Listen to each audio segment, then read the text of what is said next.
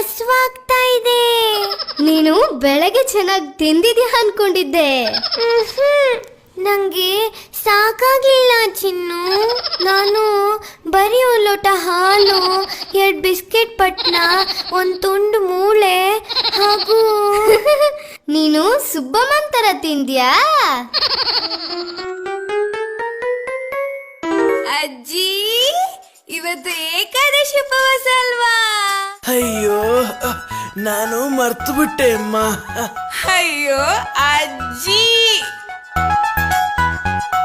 ಆಚೆ ಮನೆಯ ಸುಬ್ಬಮ್ಮನಿಗೆ ಏಕಾದಶಿ ಉಪವಾಸ. ಏನೋ ಸ್ವಲ್ಪ ತಿಂತಾರಷ್ಟೇ, ಉಪ್ಪಿಟ್ಟು ಅವಲಕ್ಕಿ ಪಾಯಸ. ನಮ್ಮ ಅಜ್ಜಿದು ತುಂಬಾ ನೆಟ್ಟುಪವಾಸ ಗೊತ್ತಾ? 3-4 ಬಾಳೆಹಣ್ಣು, ಸ್ವಲ್ಪ ಚಕ್ಕುಲಿ ಕೋಡುಬಳೆ, ಗಂಟೆಗೆ 2 ಸೀಬೆ ಹಣ್ಣು, ಆಗಾಗ ಒಂದೊಂದು ಕಿತ್ತಳೆ. ಅವರು ಜಾಸ್ತಿ ಏನ್ ತಿನ್ನಲ್ಲ, ಬರೀ ಚೂರ್ ಫಲಹಾರ ಇದ್ರೆ ಸಾಕು. ಮಧ್ಯಾಹ್ನಕ್ಕೆಲ್ಲ ರವೆ ಉಂಡೆ, ಹುರುಳಿ ಕಾಳಿನ ಉಸಿಲಿ, ಎಲ್ಲೋ ಸ್ವಲ್ಪ ಬಿಸಿ ಸಂಡಿಗೆ, 5-6 ಇಡ್ಲಿ. ನಮ್ಮ ಅಜ್ಜಿ ಬೆಳಗಿಂದ ರಾತ್ರಿವರೆಗೂ ಏನು ತಿನ್ನಲ್ಲ ಪಾಪ. ರಾತ್ರಿ ಪಾಪ ಉಪ್ಪಿಟ್ಟೆ ಗತಿ, 1 ಲೋಟ ತುಂಬಾ ಹಾಲು, ಪಕ್ಕದ ಮನೆಯ ರಾಮೇಗೌಡರ ಸೀಮೆ ಹಸುವಿನ ಹಾಲು.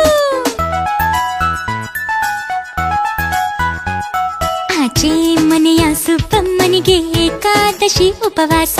ಏನೋ ಸ್ವಲ್ಪ ತಿಂತಾರಷ್ಟೇ, ಉಪ್ಪಿಟ್ಟು ಅವಲಕ್ಕಿ ಪಾಯಸ. ನಮ್ಮ ಅಜ್ಜಿದು ತುಂಬಾ ನೆಟ್ಟುಪವಾಸ ಗೊತ್ತಾ?